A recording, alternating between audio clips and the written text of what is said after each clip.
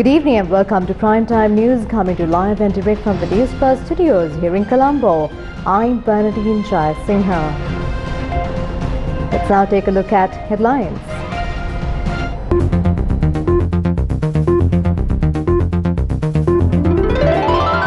Secretary to the President instructs all state sector employees must report to work from next Monday. More than 500,000 vaccine doses administered to the public yesterday. Study reveals that the second dose of Covishield vaccine is important. Teachers, principals protests for the 19th day across the country today as well. 16-year-old Ishalini's body exhumed. Body taken to Peradeniya Teaching Hospital to perform a second post-mortem. Toxic chemicals and fuel had leaked from the MV Express Pearl. 417 sea turtles have died from Express Pearl disaster. Sri Lanka wins first ever T20 series against India.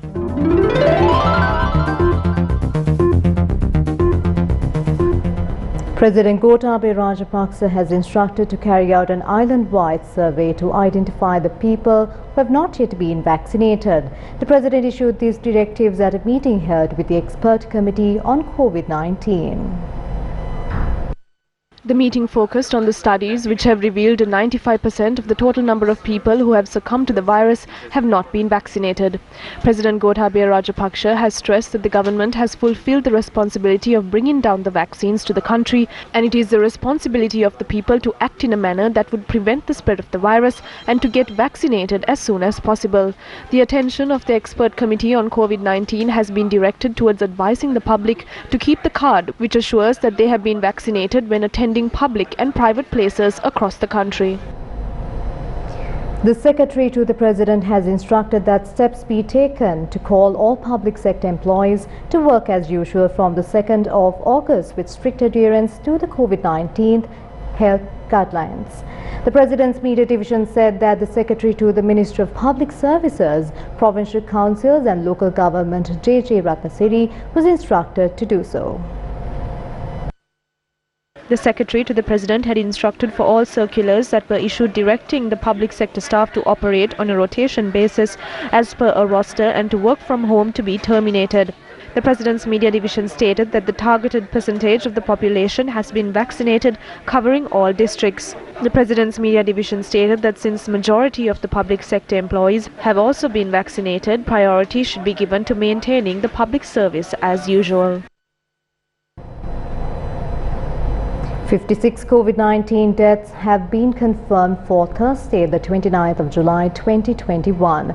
Taking a look at the COVID-19 numbers reported from the country today, 1,635 cases have been reported today, the 30th of July.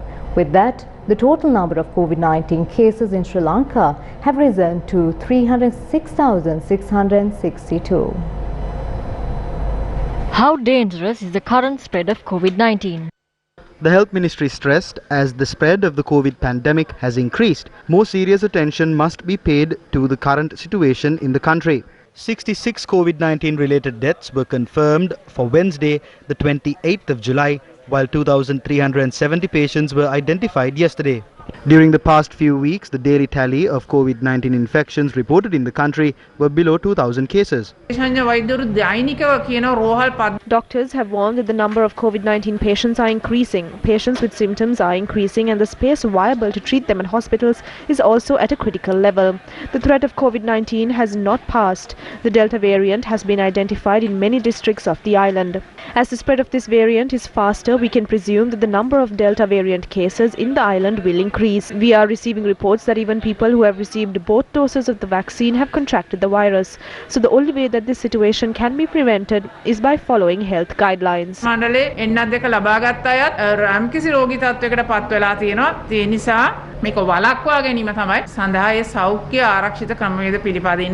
What is the progress of the vaccination program? The State Ministry of Production, Supply and Regulation of Pharmaceuticals said that the highest number of daily vaccinations were carried out in the country yesterday. 515,830 vaccine doses were administered yesterday. Meanwhile, over 500,000 people have still not been able to get the second dose of the Covishield AstraZeneca vaccine. A batch of the AstraZeneca vaccine is due to be brought down to the island tomorrow, and these jabs will be administered to those who have not received their second dose. Meanwhile, a research was conducted by the University of Sri Jayawardhanapura on the possible effect of the delayed administration of the AstraZeneca vaccine. And we found that 93.4% developed antibody response against SARS-CoV-2 virus after inoculation of the Covishield vaccine. And also we found that 97.1% had neutralizing antibody. So we had about good 500,000 people who did not receive the second dose of AstraZeneca Covishield vaccine. We wanted to investigate the immunogenicity of the vaccine after 16 weeks. From this study we found that about 93% of the individuals developed they had antibodies even at 16 weeks and beyond. But the key finding here is the neutralizing antibody has decreased from day 28 to when it comes to 16 weeks by about 26.1%. And they can, when they get the second dose, there is a theoretical possibility that they will produce enough antibodies to give protection against different variants. Covishield එන්නත ගත්ත පුද්ගලයන් මේ වන විට අවදානම් මට්ටමක ඉන්නවා කිව්වොත් ඒක සාධාරණයි. විශේෂයෙන්ම delta ප්‍රභේදය.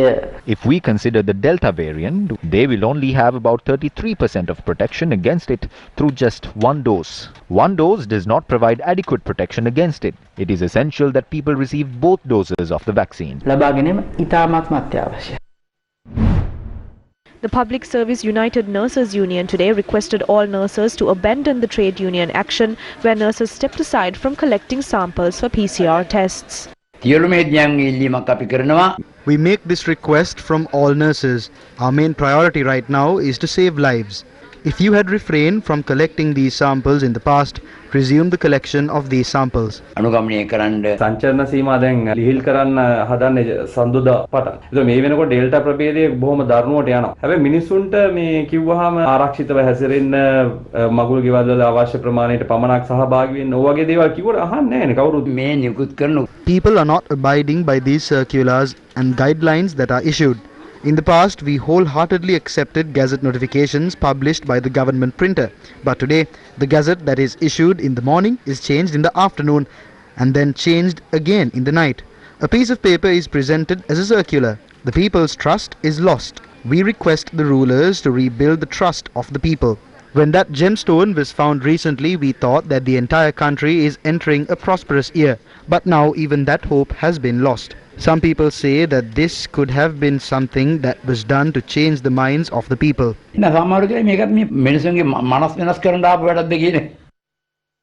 What is the global COVID-19 situation? In India, public health officials are sounding the alarm on another coronavirus variant, which they are calling Delta Plus.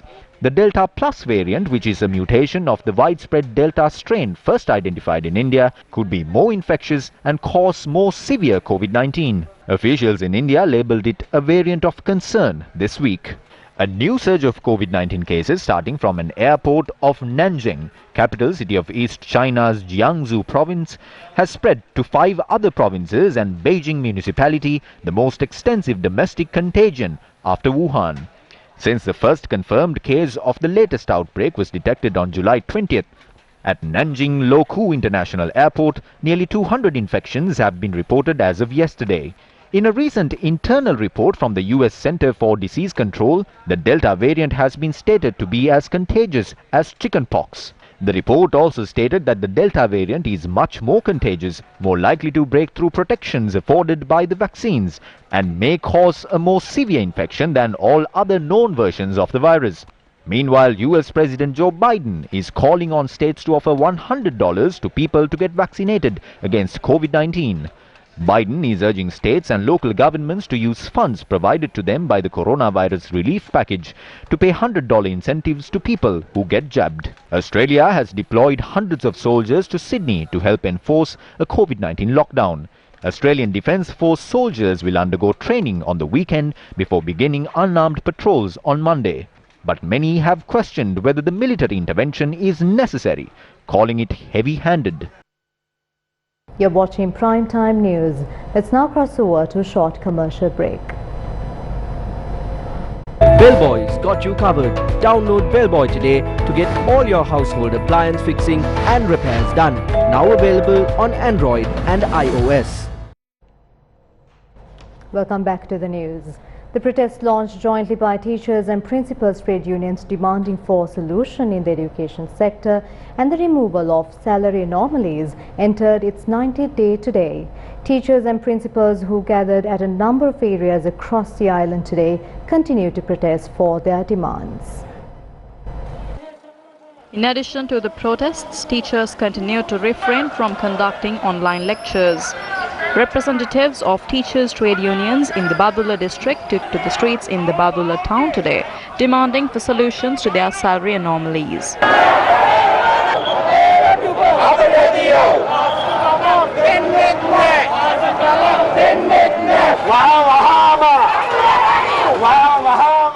The flow of traffic in the area was also disrupted.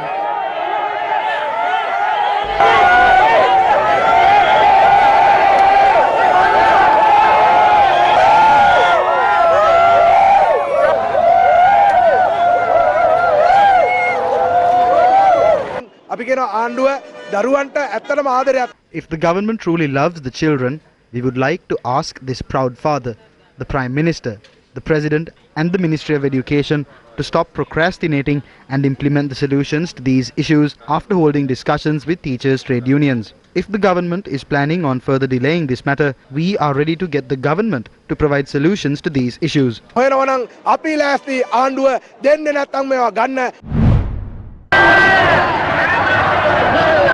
protest demanding the solutions to the salary anomalies was staged at the Monragala town today.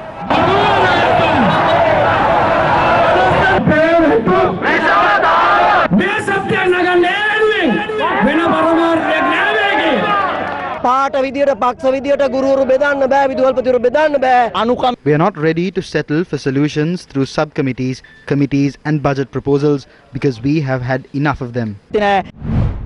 Another group of teachers and principals who marched from the Mathagama auditorium to the center of the town demanded solutions to their salary anomalies.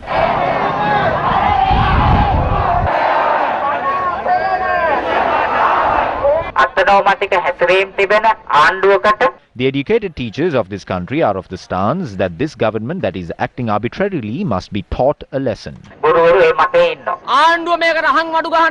We ask the government not to brand this as a political movement. This is a group of people who have banded together for a single motive.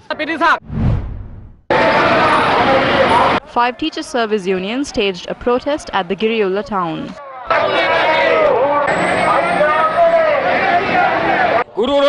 Teachers are not paid a proper salary. Therefore, no talented people come into this profession. That will result in the state education system of the country collapsing. The government is not paying the teachers a proper salary as a tactic to further the objective of privatizing education. Representatives of teachers and principal trade unions that gathered at the Dambulla Gum Uda premises marched to the Dambulla town. A protest organized by teachers and principal trade unions was also held at the Kaduwala town today.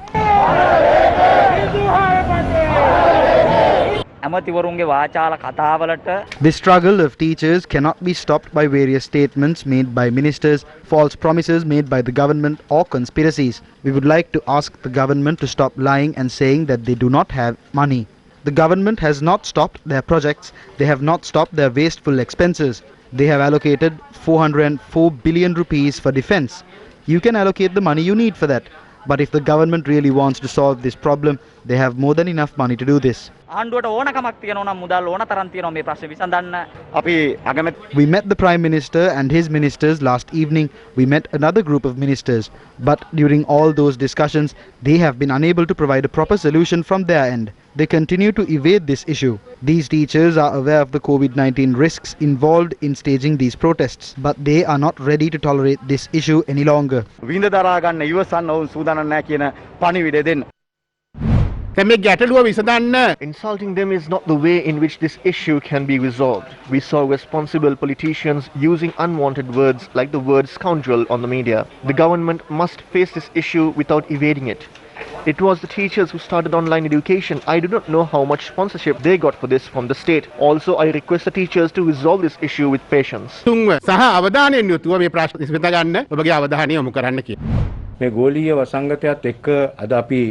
only us, but the entire world is helpless at the hands of this pandemic.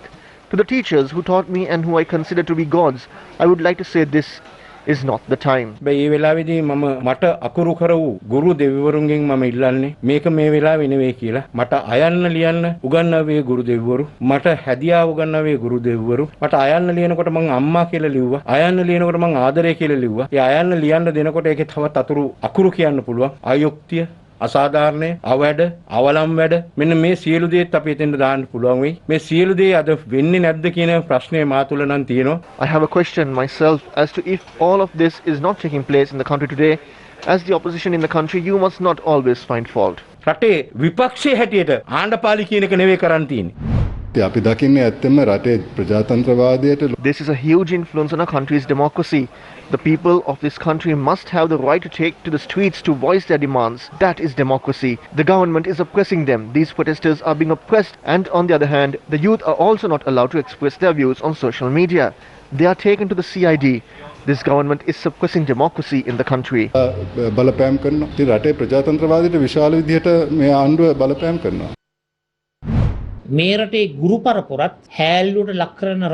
This government ridicules teachers of this country.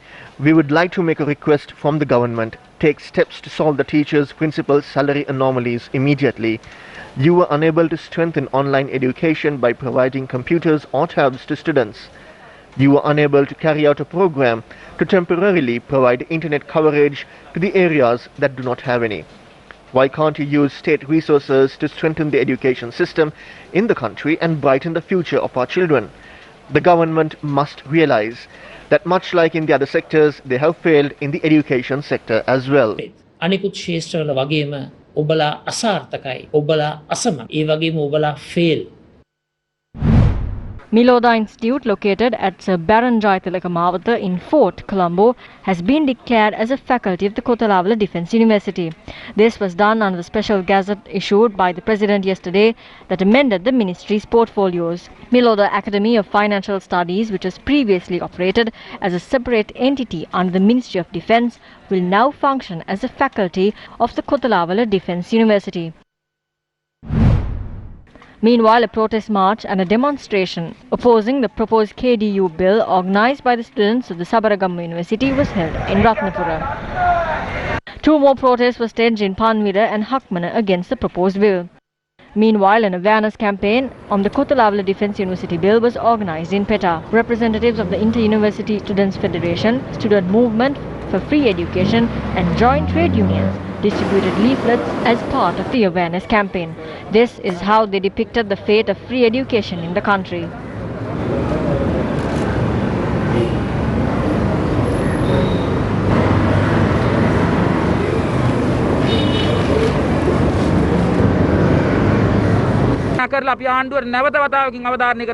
We would like to remind the government yet again that we do not care about the amendments that are brought forward to the KDU bill on the 6th. This bill must be withdrawn. The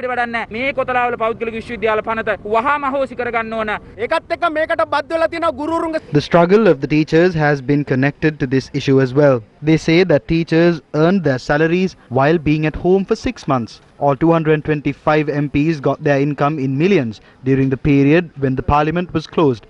They received electricity and fuel allowances. Meanwhile, teachers struggle to make ends meet. The 6.9 million people who voted for this government are now wondering whether they voted in this government to do these sort of things.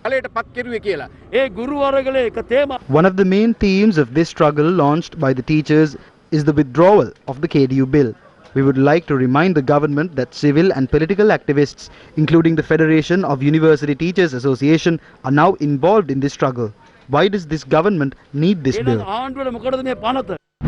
2,000 graduates have passed out of this university during a short time span. That is a large number. I don't think that this is a university that intends to rip people off. Some claim that it does not allow the concept of free education, but they are also the ones who assaulted students. We support the student movements as well. However, we oppose those who use student movements for the benefit of their respective parties. State Minister of Money and Capital Market and State Enterprise Reforms, Ajit Niwad Kabra, says that the government is currently in the process of implementing sustainable solutions to address the country's economic challenges. The State Minister reiterated that the government will not seek assistance from the IMF. Many people coming and saying, go to the IMF. It seems to be like the panacea for all ills.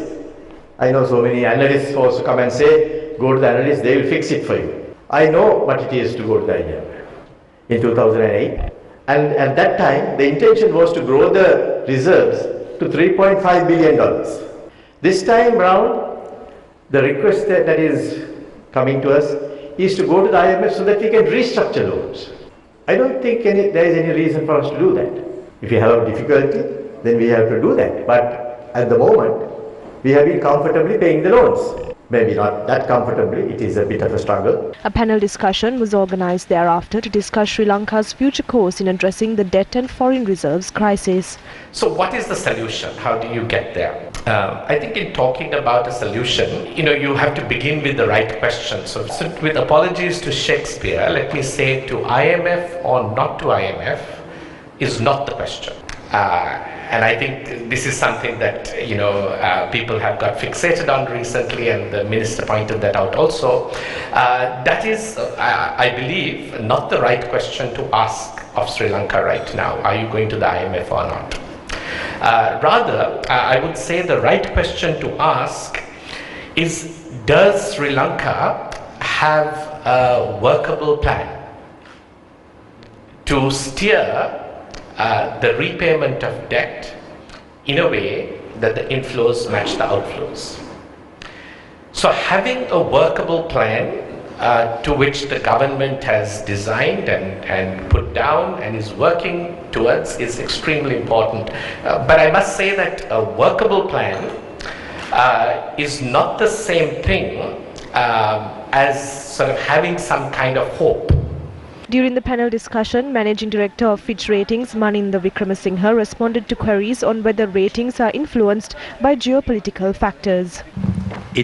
There is nothing in terms of geopolitics, because in fact in the commentary in our reports we talk of how Sri Lanka has accessed alternative capital. It talks of multilateral agencies, swaps with central banks. All of this is recognized that in fact that is why the rating was affirmed at a CCC this time, while they allude to the fact that it's not clear as to how it's going to be in 22 and 23. And there is absolutely, I can categorically tell you that geopolitics has nothing to do with the rating. Representatives from the private sector highlighted the need for better collaboration between the private and public sectors and called on the government to maintain better policy consistency. The responsibility of the private sector is fully understood, and like I said before, while the private sector will continue to deliver, but policy changes are actually strapping us. When there are shocks, it's very hard for a shock like a pandemic, nobody has a choice. We have to, as much as the government has to handle, we have to handle. But shocks coming from policy changes, okay, policy changes are important. I agree policy changes has to happen. I think one of the things is to collaborate than to work in isolation. The private sector thinks the government is the problem, government thinks the private sector is the problem, and if we can work together, I think we can achieve a lot. Secretary to the Treasury and Ministry of Finance S.R. Artikala says even though the Central Bank of Sri Lanka has taken steps to print large sums of money in the past, that will not in any way impact the inflation of the country. Secretary to the Ministry of Finance expressed his views attending a media briefing that was held online to apprise the public of the current economic situation of the country. මේ වසරේදී දිනක් තුල මුද්‍රණය කළ වැඩිම මුදල් ප්‍රමාණයක් වන රුපියල් බිලියන 213යි පසුගිය අඟහරුවාදා මුද්‍රණය කළා තියෙනවා. අපිට දැනගන්න පුළුවන්ද මෙච්චර මුදල් ප්‍රමාණයක් මුද්‍රණය කළේ මොන හේතුවක් නිසාද කියලා? 1000ක් ගෙව්වේ reserves වලින්. We paid 1000 from the reserves we had. That amount has been paid from the foreign reserves we have at the central bank. When you give back the treasury bill you obtain from the central bank, our debt will increase by rupees. That we have to accept. But that has not changed the money circulation. Most people think that inflation might go up when we print more money. The inflation might go up only if you use that money. They raised the question of 200 earlier as well. There also we have taken money to pay off a provisional advance and give back that money. The central bank will give us dollars if we give them rupees in return. That is what has happened here. It was the central bank that paid off this amount by using the reserves. In order to do that, I had to issue a treasury bill. Then the money circulation was not affected. So the money circulation එකට ඒක ආවේ නැහැ. හරියටම මේ විදිහට කොච්චර reserves ප්‍රමාණයක් තියෙනවද කියලා? Roughly about 3.5 විතර තියෙනවා. Because I don't know whether they have purchased today. ඒකත් වෙනස් වෙනවනේ. Immediately after the First World War, the Germany faced a severe economic crisis because they had to pay compensation for the war-affected countries. Since Germany lacked gold, they have to purchase gold from foreign markets to pay the compensation. So then what they did was that they have printed huge amount of money and purchased gold and paid the compensation. Now this has resulted in a huge inflation. The amount of money German mark needed to buy 1 ounce of gold has increased exponentially. Because of this increase in or the dropping of value of the German mark, German people had to carry currencies in wheelbarrows or in huge bags to buy small amount of goods. So they burn currencies to make their homes warm during this period. Now in Sri Lanka also, I think we are also heading towards that kind of situation because now day by day the government is printing huge amount of money and as a result it will increase inflation. Finally we are going to lose the value of rupee and finally people will not trust, people do not keep their faith on local currency and they will try to grab dollars and that will make the financial crisis more complicated and more difficult. The government analyst report has revealed that Sri Lanka's ocean was contaminated with chemicals and fuel from the Express Pearl container ship, which is now a wreck sitting in the ocean bed not far from Colombo's coast. Deputy Solicitor General Madhav Tennakode informed the Colombo Additional Magistrate that the government analyst had reached the conclusion following tests carried out after obtaining seawater samples from the site. 417 sea turtles, 48 dolphins and 8 whales had died as a result of the Express Pearl container ship disaster. The Deputy Solicitor General said the counsel appearing for the local agent of the shipping company, its personnel, the captain and crew are making baseless and irresponsible statements with regard to the investigations carried out by the Criminal Investigations Department. He added that such statements bring great disrepute to the country and the Attorney General's Department condemns such statements. The matter will be called up again on the 18th of August. Up next is Crime Watch.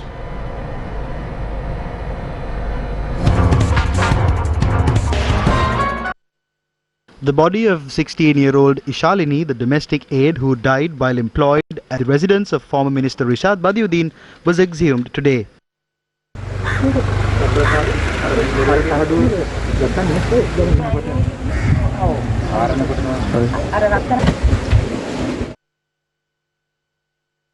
The process was carried out under the supervision of a panel of pathologists.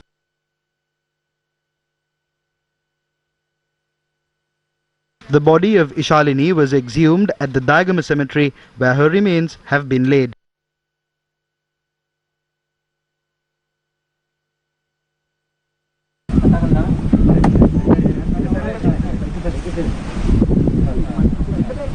The body that was exhumed under the supervision of Professor Jean Pereira, Professor of Forensic Medicine at the Medical Faculty of the University of Colombo, Senior Lecturer Dr. Samira Gunawardana, Head of the Department of Forensic Medicine and Toxicology at the Medical Faculty of the University of Colombo, and Dr. Prabhat Senasinghe, Consultant Judicial Medical Officer at the Peradeniya Teaching Hospital, was later moved to the Peradeniya Teaching Hospital.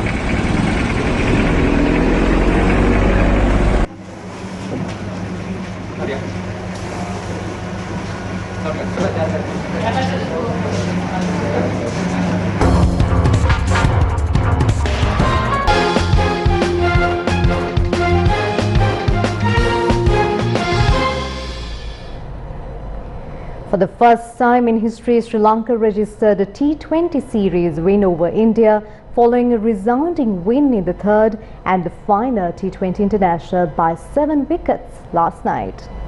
The Executive Committee of Sri Lanka Cricket decided to impose a fine of 10 million rupees each as a disciplinary action against Danushka Gunatilaka, Kusal Mendes and Niroshan Dikwella.